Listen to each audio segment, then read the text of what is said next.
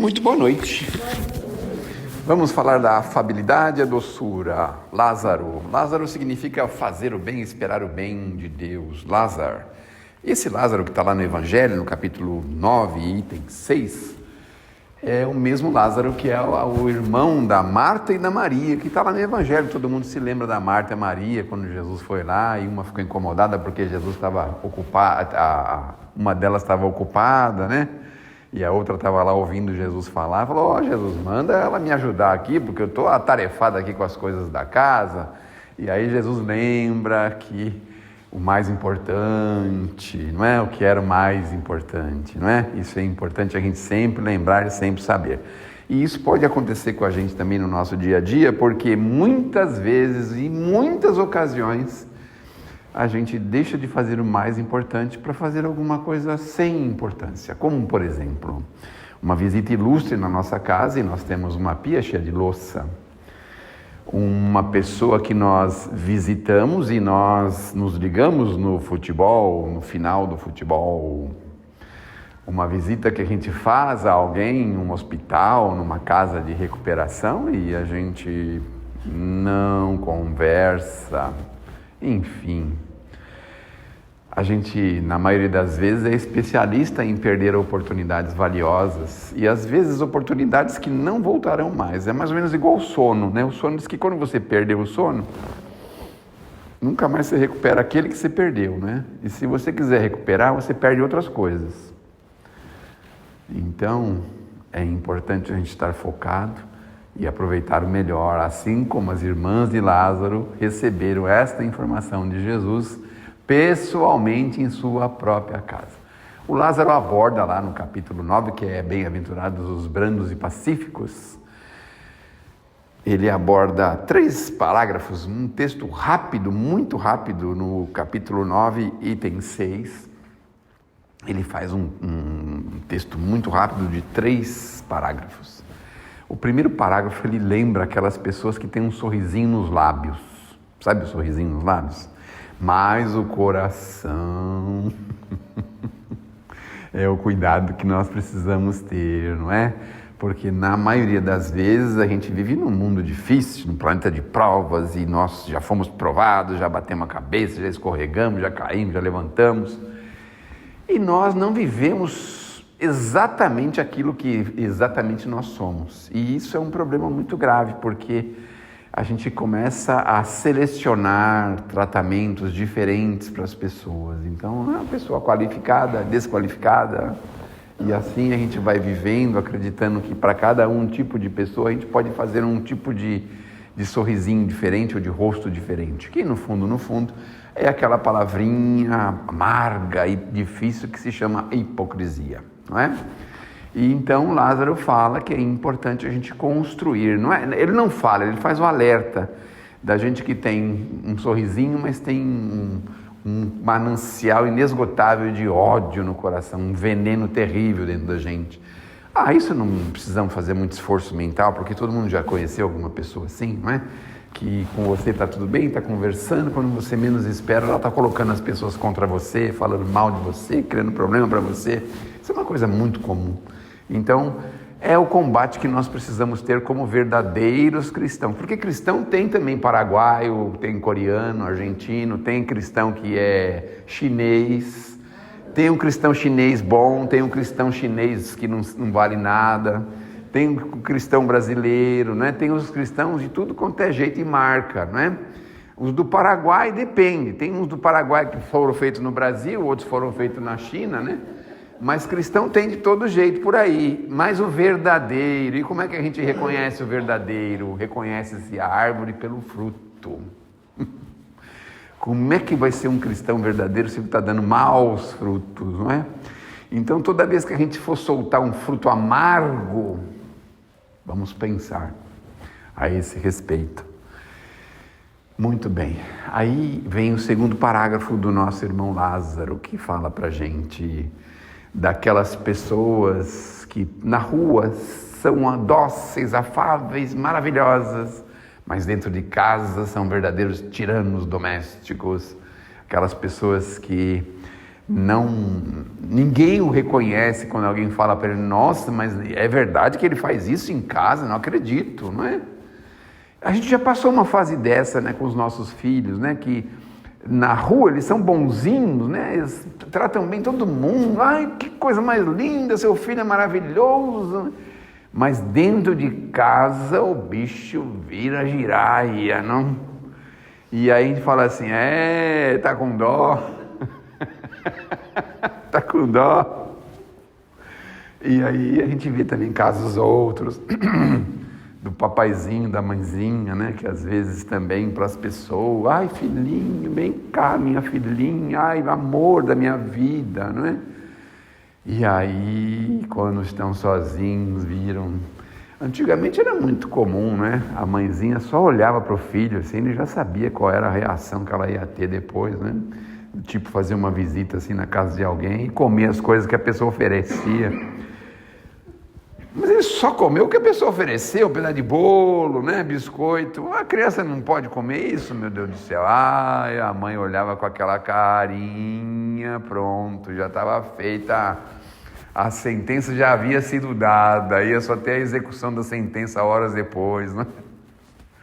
Então o Lázaro chama-nos a atenção para que a gente possa sempre, cada vez mais, estar atentos aqueles senhores que são dóceis na rua, mas em casa são tiranos, como nós já falamos. Por fora, bela viola. E tem esse termo que acabaram criando aí, né?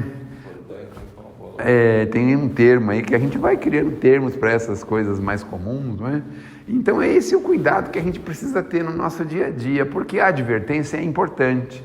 Não significa que a gente também não tenha comportamentos similares em determinadas circunstâncias. E isso é fácil de perceber, sabe por quê? Porque, por exemplo, a gente tem um comportamento diferente quando você vai numa delegacia do que quando você vai no posto de saúde, por exemplo, né? Na delegacia, sim senhor, não senhor, sim senhora, né? E no posto de saúde, por quê? Que vai ser daqui 3 meses só e não vale nada, essas porcaria. Muitas vezes a gente faz isso, né? Comportamento diferente com uma pessoa que tem recursos financeiros, assim, que a gente tem algum interesse com ela, daquela pessoa que você não tem interesse nenhum e a pessoa não tem recurso nenhum, não tem nada para nos oferecer, também tem isso, né? Tem esse problema, né?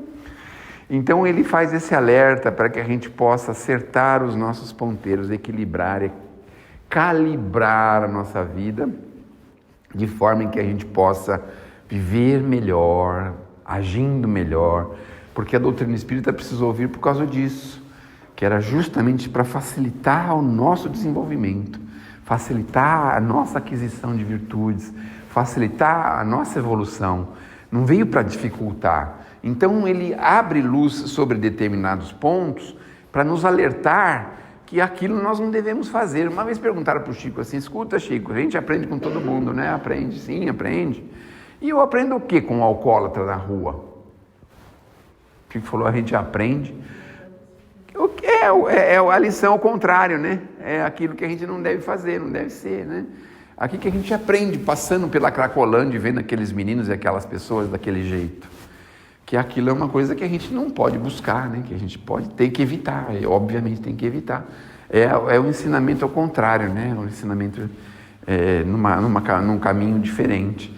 Então, é importante a gente aproveitar essas oportunidades que os Espíritos nos dão, falando para a gente que a gente tem que largar a mão de ser hipócrita, largar a mão de ter sorrisinho amarelo para as coisas, largar a mão de fazer malcriação para as pessoas que nos amam, largar a mão de tratar as pessoas diferentes, largar a mão de fazer coisas que são anticristãs, para a gente melhorar, para a gente crescer, para a gente se desenvolver. Esse é o alerta. Está fazendo simplesmente dando uma bronca, puxando a orelha, sem nenhum propósito, sem nenhum sentido. É óbvio que é para a gente melhorar. E melhorar sempre é possível, porque sempre é possível construir. Então, se não tem aquela virtude, você pode construí-la. Devagarzinho você pode construir. Eu me lembro a construção de paciência que minha mãe aprendeu e foi passar para mim, quando eu era pequeno, não faz muito tempo. A história de escolher feijão, lembram disso? Então, você põe 5 quilos de feijão, fala, misericórdia. olhe direitinho, porque se tiver uma pedrinha e seu pai morder aí, machucar a boca dele, o dente dele, fica nervoso. Como é? 5 quilos? É construção de virtude. Ela comprava a compra do mês e já deixava separado para o mês inteiro. O outro dia era o arroz e depois era o milho, cada dia era uma coisa. E vinha desse jeito, né? Eu tinha sorte que era filho único, e essas famílias que tinham 10 pessoas que o pai comprava um saco. Já pensaram? E aí você vai lá escolhendo, vai construindo. Ah, quer sair? Espera, não vai, né? Outra coisa de construção de paciência que minha mãe me ensinou, tô lembrando dela, né? Uma vez estava andando na rua e eu vi um papelzinho assim dobradinho que tinha o formatinho de uma moeda assim jogada assim num quintal. Eu fui lá e peguei. Ela falou: não pega, não pega.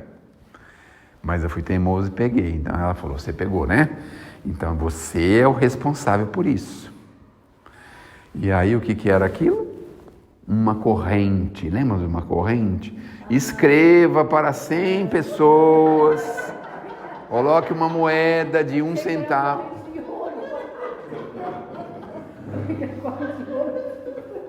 Corrente de escrever? A oração da Nossa Senhora do Carmo da Barra Funda, sei lá, eu não sei das quantas. Comprou um cadernão. Não, comprou um caderno de 100 folhas.